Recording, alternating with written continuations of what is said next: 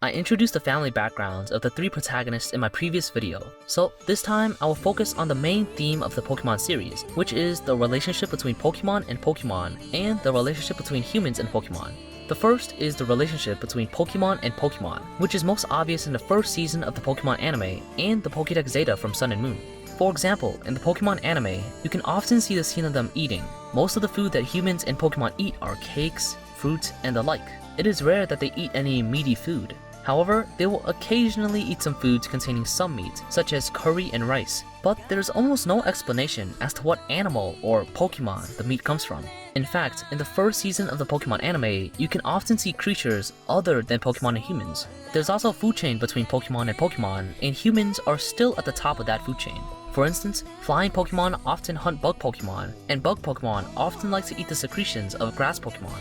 One of the most impressive things that stood out for me is the Pokemon Paris and its evolution Parasect. The description of Paris in its Pokédex is that it burrows to suck tree roots. The mushrooms on its back grow by drawing nutrients from the bug host. But the description of Parasect is that it is a host-parasite pair in which the parasite mushroom has taken over the host bug, prefers damp places. In other words, after evolution, the bug part has already died, and the mushroom on it controls the bug's body like a zombie. Even the lovely Sylveon will use its feelers as a distraction, while the aura weakens feelings of hostility in its prey.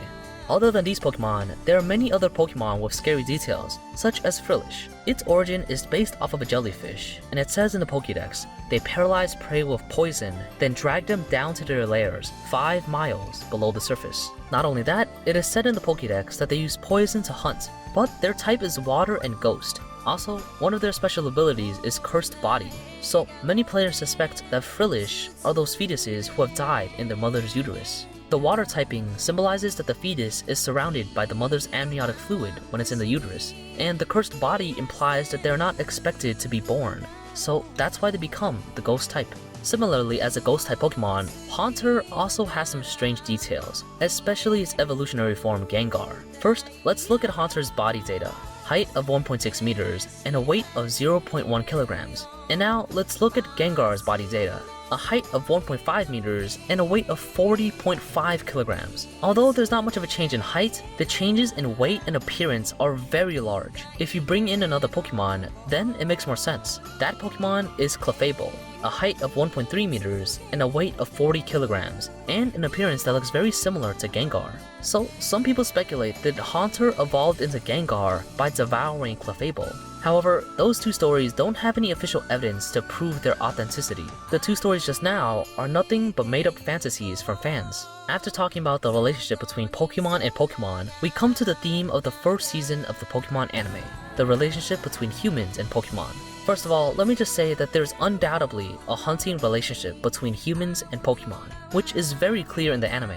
Like Farfetch'd, as duck, it also comes with its own ingredients. Because it tastes so delicious, it was hunted down by humans, resulting in a scarce population and becoming endangered. This doesn't directly show an eating scene to you all, but once, Ash was in a video chat with his professor and found out that the professor was eating a Krabby. Then Ash became very flustered and asked the professor why he's eating his Krabby. And the professor responded, "Oh Ash, I'm not eating your Krabby, yours is too skinny." There was even one time when a hungry Ash and Brock were trapped at sea. In their imagination, Magikarp appeared as sashimi, but Misty, a water-type Pokemon trainer, told them that Magikarp's body doesn't have much meat, only bones and scales, not tasty at all. This part directly shows that it is completely normal for human trainers to eat Pokemon in this world.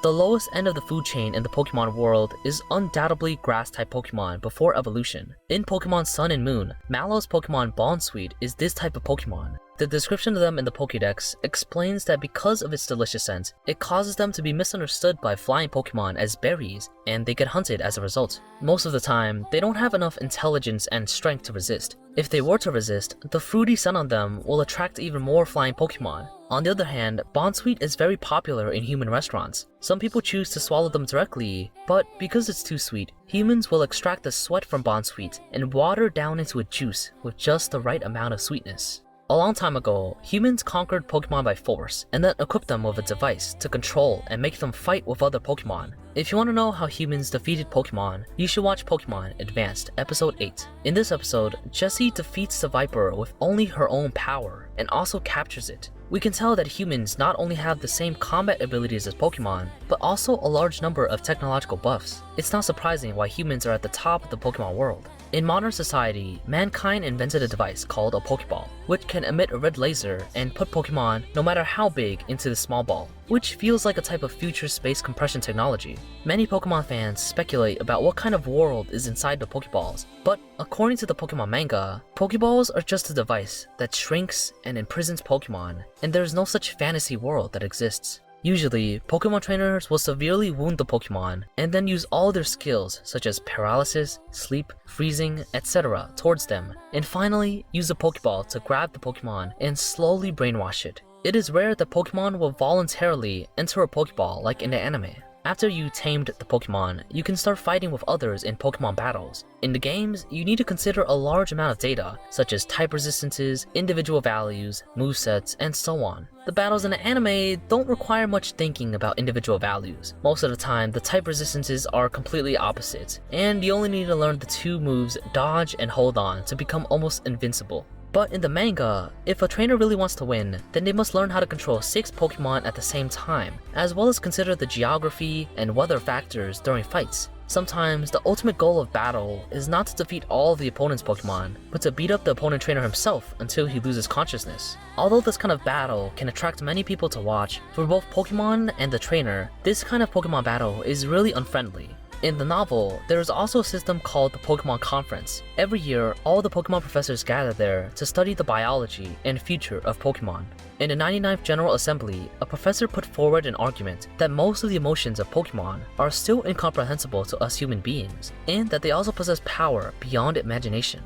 According to records, about 86% of trainers have suffered accidents caused by their own Pokemon, and there are many examples of injuries and even deaths, so all Pokemon trainers need to pay more attention to the emotions of Pokemon. However, his speech was pretty much ignored, and the other professors were discussing the new varieties and uses of Pokemon. Similar problems have also appeared in the anime and games, like Mewtwo and N, who want to liberate Pokemon from being imprisoned by humans. By the way, N is a child born to Pokemon and humans. This also means that humans can and have married and even have children with humanoid egg groups like Gallade or Gardevoir. Of course, this includes Machamp.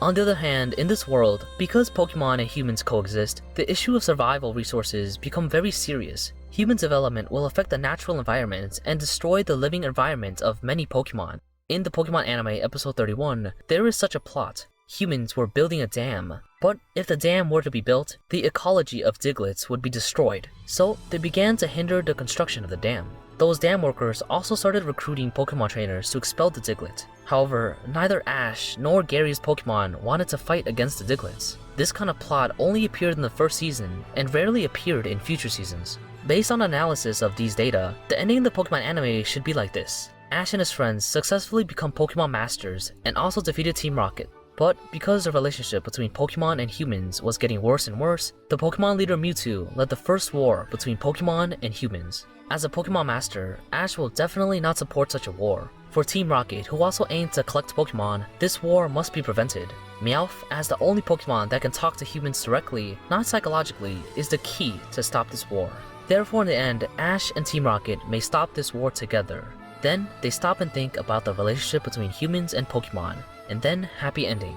Isn't it a bit cliche? Well, that's because I imagined this script from the perspective of 20 years ago. Most of the anime endings of that time period were like this. The protagonist and antagonist works together and then resolves the incident in the end. However, people have seen the value of Pokemon's IP. Although the most important part of Pokemon is the game, the anime is one of the most important means of promoting the game. As a result, the anime production team gave up on many of the characteristics and styles of the first season of the Pokemon anime, so that 10-year-old Ash can begin his more than 20-year journey. But I'm very fortunate that my childhood was the Utopia-like Pokemon. It would be amazing if the anime production team could make the content of the novel into a special chapter, like in Twilight Wings. When there is light, there will be shadows. Only when there is sadness can the beauty of Pokemon be better highlighted.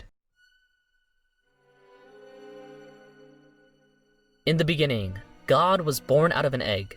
Its name was Arceus. After birth, it began to create the world with its 1,000 hands. The first day, God created Dialga, Palkia, and Giratina to control time, space, and distortion world. The second day, God created the sky, the earth, and the ocean. The third day, God was tired of the dark world, so it created light, and Necrozma brought light to the world. The fourth day, after the world was full of light, God created the sun, moon, and stars. The fifth day, after the world was completed, God began to create creatures, life swimming in the ocean, life flying in the sky, life running on the earth, including humans. The sixth day, God created Uxie, Mesprit, and Azelf, and they gave all creatures knowledge, emotion, and willpower. By day 7, God finished its work and began to fall asleep. Mew, as the world's first Pokemon, was born on the day when God was resting. Therefore, Pokemon do not belong to gods, nor do they belong to all creatures, including humans. They are more like a natural phenomenon, a miracle, born in this world.